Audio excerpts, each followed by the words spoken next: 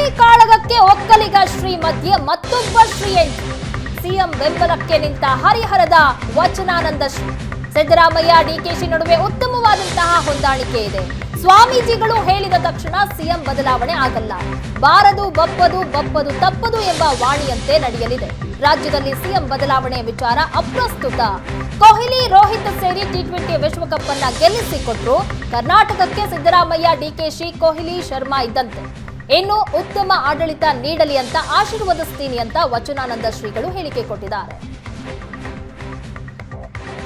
ಬದಲಾವಣೆ ವಿಚಾರವೇ ಅಪ್ರಸ್ತುತವಾಗಿದೆ. ಕಾರಣ ಈಗಾಗಲೇ ಸಿದ್ದರಾಮಯ್ಯನವರು ಮತ್ತು ಡಿ ಕೆ ಶಿವಕುಮಾರ್ ನಡುವೆ ಒಂದು ಅತ್ಯಂತ ಉತ್ತಮವಾಗಿರುವಂತಹ ಕೋಆರ್ಡಿನೇಷನ್ ಇದೆ.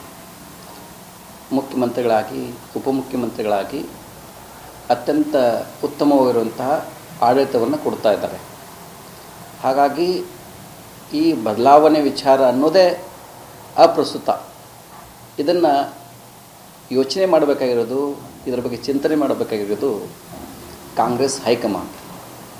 ಆ 5 ಜನಗಳ ಮಧ್ಯದಲ್ಲಿ ನಡೆದಿರುವಂಥ ವಿಚಾರ ಅದು ಸಿದ್ದರಾಮಯ್ಯವರು, ಡಿ ಕೆ ಶಿವಕುಮಾರ್ ಅವರು, ಸೋನಿಯಾ ಗಾಂಧಿಯವರು, ರಾಹುಲ್ ಗಾಂಧಿಯವರು, ಪ್ರಿಯಾಂಕಾ ಗಾಂಧಿಯವರು, ಇವರ ಮಧ್ಯದಲ್ಲಿ ನಡೆದಿರುವಂತಹ ವಿಚಾರ ಅದು.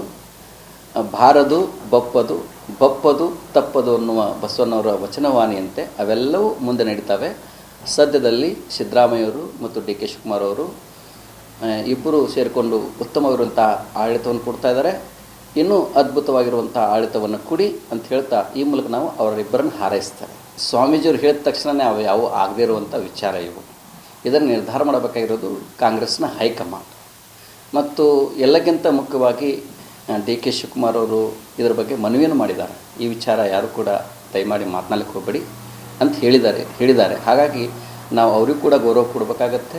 ಎಲ್ಲಕ್ಕಿಂತ ಮುಖ್ಯವಾಗಿ ಈ ಸದ್ಯದಲ್ಲಿದು ಅಪ್ರಸ್ತುತ.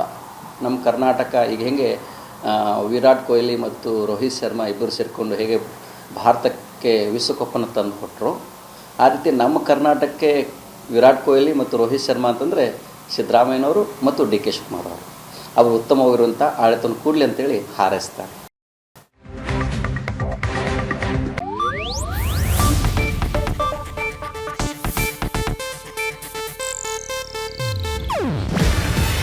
ಇದು ಏಷ್ಯಾನೆಟ್ ನ್ಯೂಸ್ ನೆಟ್ವರ್ಕ್ ಪ್ರಸ್ತುತಿ.